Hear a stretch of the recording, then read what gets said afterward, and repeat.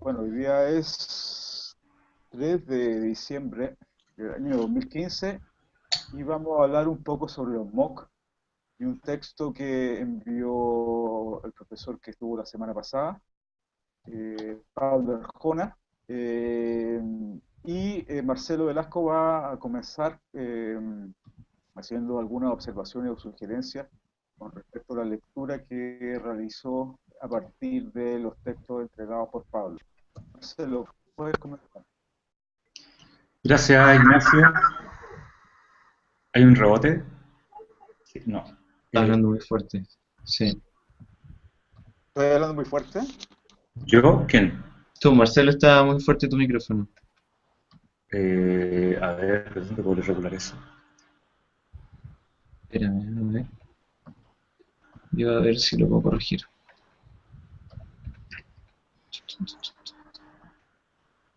A ver, Marcelo, ahora. ¿Aló? Ahí, ¿Mejor? ¿Mejor? ahí está mejor. Ya. Bueno, yo quería comentarles un poco el texto. En realidad no dice muchas novedades, da algunos, ¿cómo decirlo? Como, ¿cuál es cómo podríamos decir? Las- algunas estadísticas y qué es lo que ha pasado con el MOOC en los últimos años desde que aparece. Entonces hay varias cosas que me llaman la atención que les quería comentar a ustedes. Y es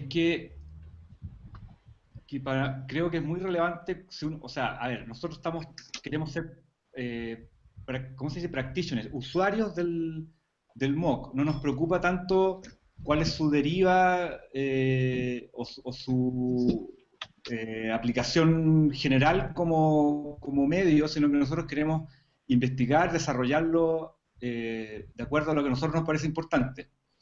Creo que ese análisis no es el que se ha hecho, sino que de alguna manera quieren ver el impacto general que podría llegar a tener esta herramienta. Entonces, lo primero que me llama la atención es que se saquen tantas conclusiones, se digan tantas cosas de una herramienta que ni siquiera ha partido propiamente tal, o sea, o podríamos decir que está recién partiendo, ¿ya? Eh, entonces, por ejemplo, se dan algunas afirmaciones como que no las da el autor, pero el autor las pone como que este va a ser un fenómeno que va a cambiar la universidad para siempre y de golpe. Eh, Después hay algunos comentarios que fueron publicados en el New York Times que dice que el 2012 era el año de los MOOC y que era la tecnología más importante de los últimos 200 años. Que iba a cambiar todo, los cursos online. Y claro, resulta que una vez que todos esos pronósticos no se cumplieron, entonces se empezó a poner en duda ya si esto de los MOOC era realmente lo que se prometía. Entonces, creo que sea un típico fenómeno, que es que los mismos, no sé si son los periodistas, pero eh, los mismos observadores del proceso levantan algo y después lo dejan caer, independiente de cuál sea el proceso propio y natural de, en este caso, una herramienta, ¿ya? Que está partiendo. Ahora, uno podría decir, bueno, pero ¿por qué se da tanta ansiedad y por qué hay tanto comentario y a ver, ¿cómo podríamos decir? Tanta especulación respecto a esta herramienta? Yo personalmente creo que es porque hay mucha gente interesada y porque este es un business independiente de los afanes por estudiar muy grande. A veces se comenta que vivimos en una economía del conocimiento. Entonces, si vivimos en una economía del conocimiento, se aparece una herramienta educativa, inmediatamente se vuelve una burbuja donde todos empiezan a ver oportunidades o desastres asociados. Por lo tanto, se infla mucho más de lo que la práctica misma muestra de su desarrollo. Entonces, el autor eh, propone un montón de preguntas, 2, 4, 6, 8, 10, 12, propone como, no sé, deben ser como unas 30 o 40 preguntas respecto al MOOC. Y claro, algunas son de respuesta quizás directa, pero otras es imposible de contestar porque pertenecen al futuro o al potencial desarrollo de la herramienta. Entonces, de nuevo, siento que hay mucha ansiedad por algo que está recién empezando a desarrollarse y empezando a encontrar un espacio. A solo 3 años de su nacimiento. 3 años, muy poco. Entonces también siento que muchas de las opiniones están de alguna manera influenciadas por las personas que son desarrolladores de cursos. Entonces estas personas como desarrolladores tienen comentarios que son muy propios de un desarrollador, entonces creo que pueden perder un poco el análisis, si es un análisis más desapasionado. ¿Qué más? Entonces, de nuevo, siento que hay mucho interés en el modelo de negocio y veo que hay poca investigación en lo que nosotros, por ejemplo, estamos intentando hacer, que es meter las manos, ver qué pasa, ver cómo anda la conexión, hacer más taller con la herramienta. Y también siento que no se enfrenta como una herramienta de uso a pequeña escala, sino que como una herramienta que ya va a estar reemplazando las universidades. Entonces siento que hay ahí una burbuja, una ansiedad en el análisis que no es buena. ¿Qué más? Interesantemente dan un ejemplo de un curso que se hizo para cuando apareció el problema del ébola. Entonces aquí dice más de 10.000 personas completaron el curso. O sea, 10.000 es un número pequeño respecto a las otras cantidades que habían dado en general para los cursos. Y aparentemente en este caso, que era un tema de urgencia y de respuesta rápida, funcionó bien. Entonces, ahí ves un ejemplo de que depende cuál sea su aplicación, es el éxito o no que puede tener la herramienta. Bueno, desde esa perspectiva, me acuerdo haber leído un texto hace un par de años atrás con respecto a lo que son los MOOC, y lo más relevante era que la persona que tenía que hacer el curso, el profesor o ese equipo,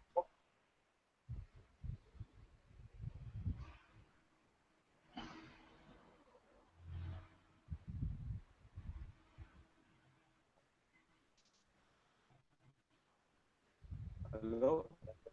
Aló.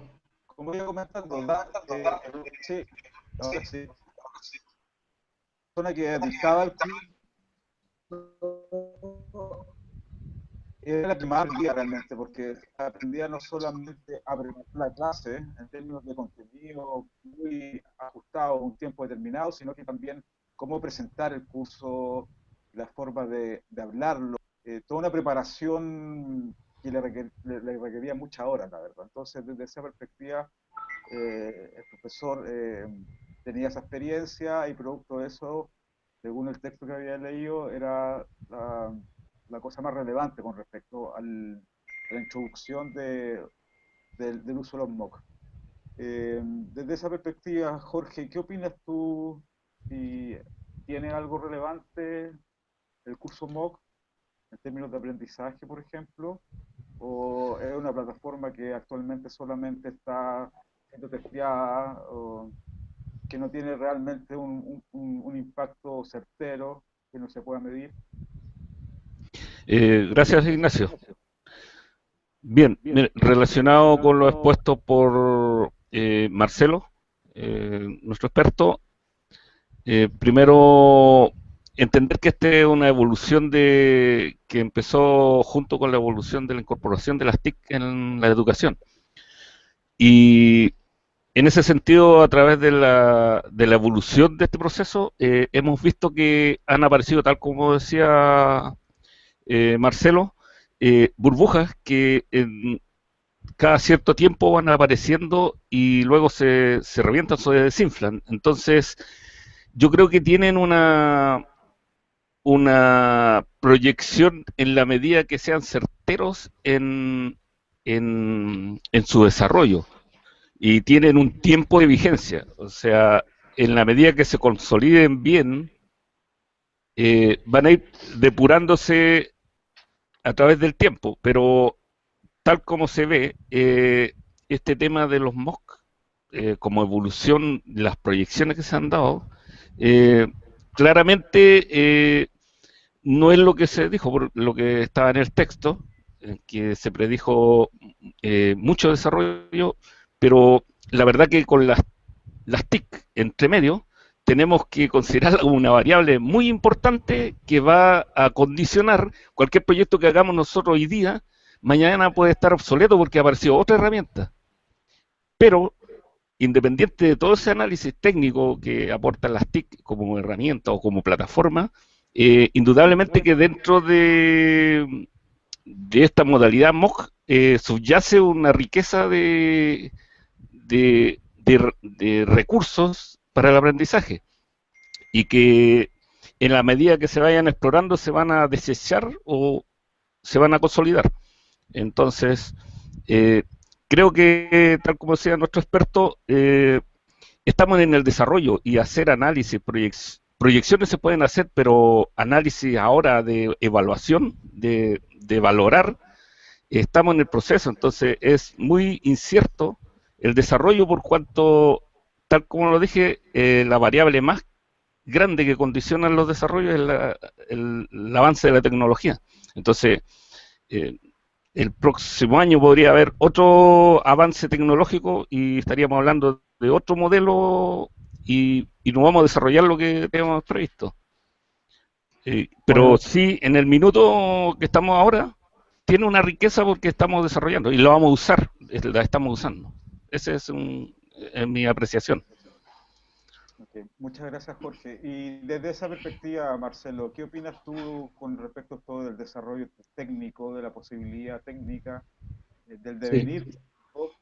Me imagino, por ejemplo, que actualmente el Hangout está soportando solamente 10 videos y probablemente en un futuro más cercano pueda soportar más videos, el ancho de banda sea mejor y producto de esto eh, se hagan unos cursos con mayor capacidad en términos de transmisión de video y de audio. ¿Qué pasaría, por ejemplo, con eso? Mira, a mí creo que si uno tiene claro lo que quiere lograr, las tecnologías van a dar un poco lo mismo. Es como un programador. Un programador puede aprender un lenguaje, pero si él ya tiene en la cabeza lo que significa programar, puede ir cambiándose de programa en la medida que los programas evolucionan.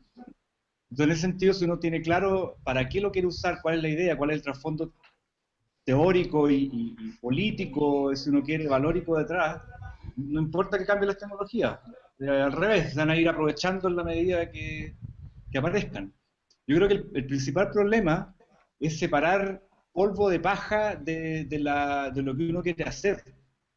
O sea, por ejemplo, en este caso, nosotros la estructura que tenemos actualmente, que tiene un moderador, tiene comentaristas, tiene un encargado de plataforma, tiene comentaristas, tiene tres plataformas, es sumamente compleja. De hecho, nosotros que somos personas privilegiadas en posgrado, no somos tan jóvenes, pero nos ha costado mucho, bastante. Entonces siento que tiene una estructura que es un poquito también academicista. A mí no me parece que esté mal, a mí me encanta, yo soy academicista, pero creo que es tomar una estructura, que es la estructura tradicional de una, podríamos decir, de una mesa de trabajo, de un panel de discusión, y trasladarla al mundo mediatizado, y quizás no hemos encontrado todavía la fórmula para que ese acomode sea más fluido y sigamos teniendo lo que es importante, que es que se transmita el mensaje, que podamos discutir, que sea abierto. Eso es lo que podría comentar. Y desde esa perspectiva, y enriqueciendo un poco el discurso de Marcelo, ¿qué opinión te da Jorge con respecto a lo que dijo él? De acuerdo al último comentario, Al último comentario, ¿cierto? exacto, un poco, digamos, entramos un poco en contradicción en cuanto a la proyección o sea, estamos en distintas perspectivas en cuanto a la proyección de la tecnología. Eso es lo que eh, él lo fundamenta muy bien. O sea, en la medida que mi proyecto mantenga un modelo, una ideología, una filosofía de trabajo, yo lo voy a sacar al final, uh, independiente de la tecnología que emerja, y la ocupe o no la ocupe yo, pero mi proyecto va a salir adelante. Pero yo lo que opino, y, y digo que sí o sí, la variable tecnología va a ser muy importante porque esa variable mueve la economía. Y tal como decía en el primer intervención nuestro experto, todo esto mueve un negocio. Hay un negocio detrás. O también mueve intereses de disciplinas. Por ejemplo, los programadores, los técnicos van a querer explorar nuevas.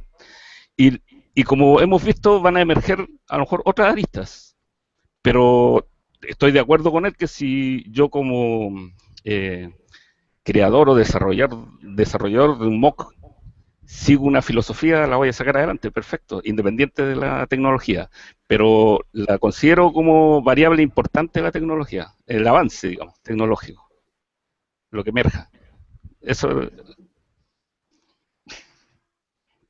Mejor, claro, ¿podrías argumentar o contrastar la opinión, Marcelo, de Jorge en base a lo que él ha dicho?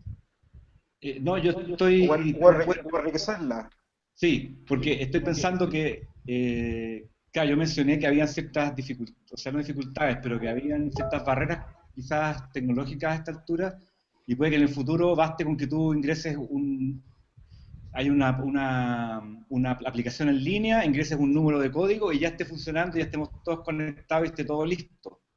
Y eso claramente va a ser una tremenda diferencia, eso es innegable. Ahora, lo que yo, para mí, como que el mock soñado sería que, por ejemplo, los estudiantes del colegio, de manera espontánea, se juntaran a estudiar con esta estructura.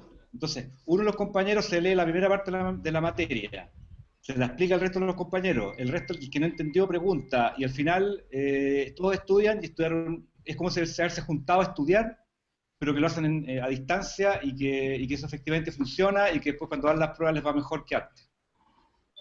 Ese sería un mundo ideal de una herramienta que se va haciendo en la medida de su uso, más que que un grupo de desarrolladores expertos quieran que sea.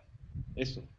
Y desde esta perspectiva, esta herramienta particular y el SIMO conectivista, ¿ayuda más a la discusión, tú piensas, Jorge? O tiene otra arista en términos de aprendizaje y enseñanza?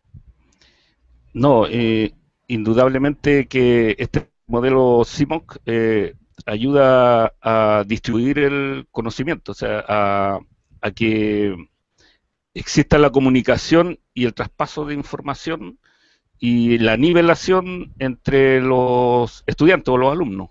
Eh, Permite la interacción eh, y el aporte de cada uno al enriquecimiento del conocimiento que se está tratando en ese MOOC.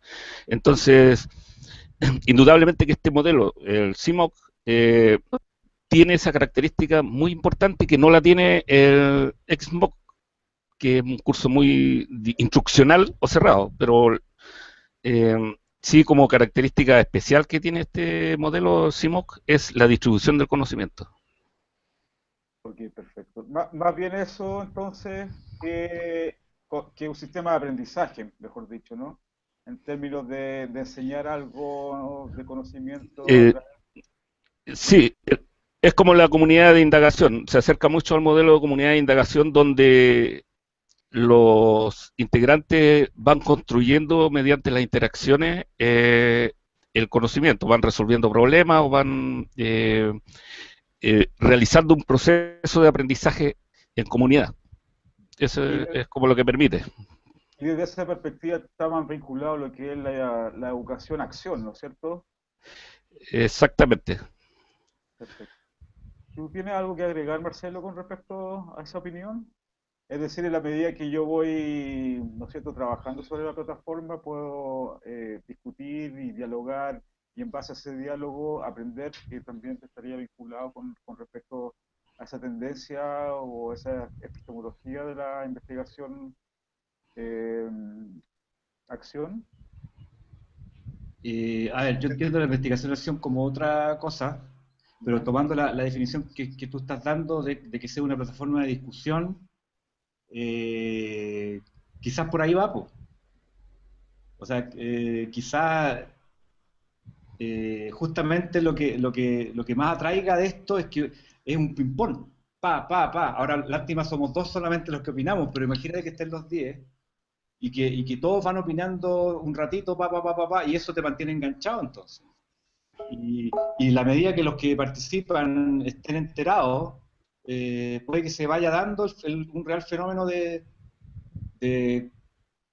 podríamos decir, de aprendizaje a través de la conexión. Un aprendizaje distributivo, como vendría siendo la teoría del conectivismo, ¿no? Claro, exacto, pero ponte tú, es que por eso yo creo que las herramientas aparecen y como que después van encontrando su espacio adecuado, donde mejor encajan. Entonces, por tirar una idea, aquí uno podría decir de que estos cursos, quizás la gente, por ejemplo, tiene que quedar con el tema relativamente adelantado.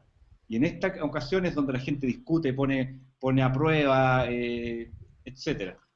Por ejemplo, entonces podría ser de que después en el futuro siempre hay un texto, que uno llega con el texto leído, o bueno, esta herramienta que siempre se usa, que es poner un video primero. Entonces ahí se va encontrando el acomodo y la idea yo creo también es que sea como un recurso, no obligatorio, sino como un recurso que uno puede usar dadas las determinadas condiciones en que uno se encuentre.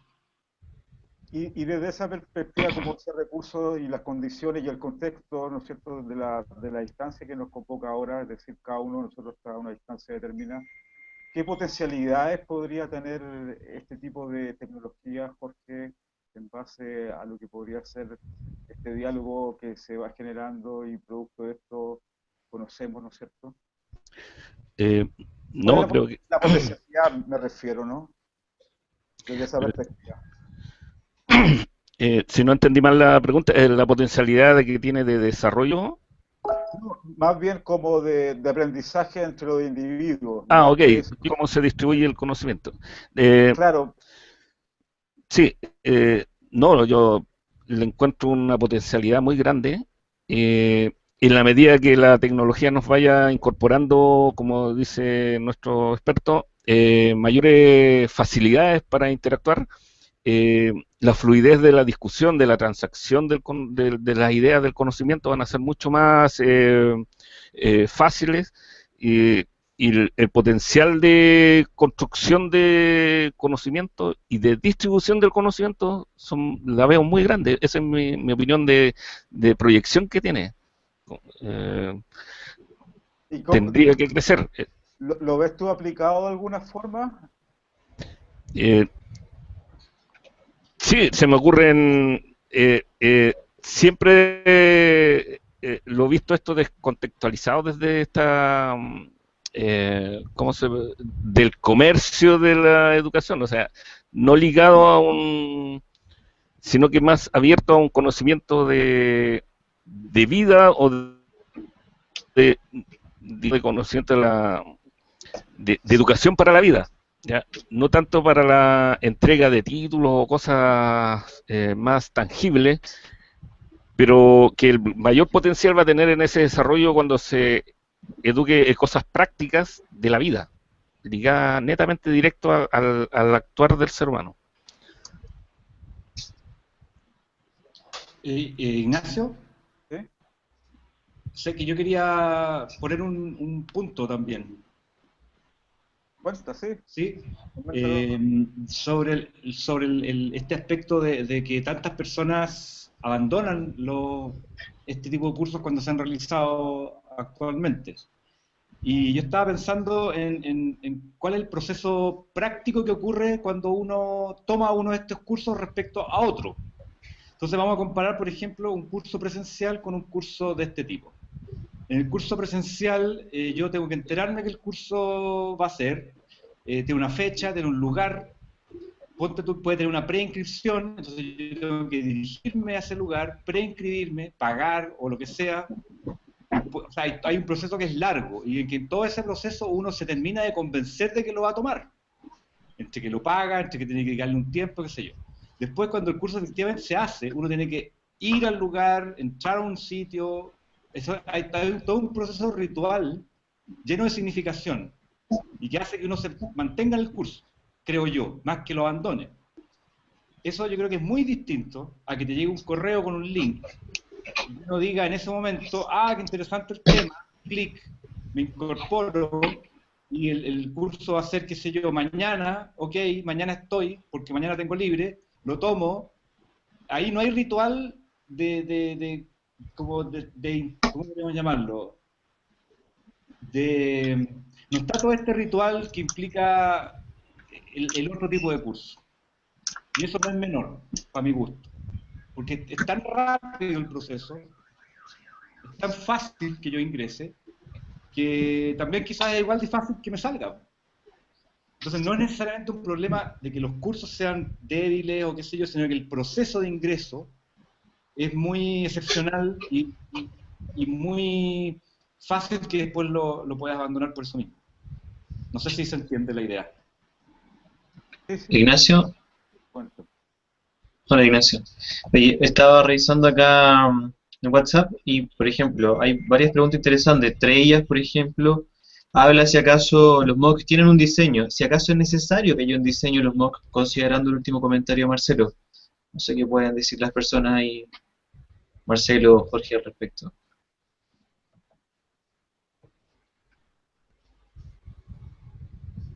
Marcelo, Jorge. Sí, perdón. Es que, Hay una pregunta con respecto a que si es sí, necesario que el MOOC tenga un diseño.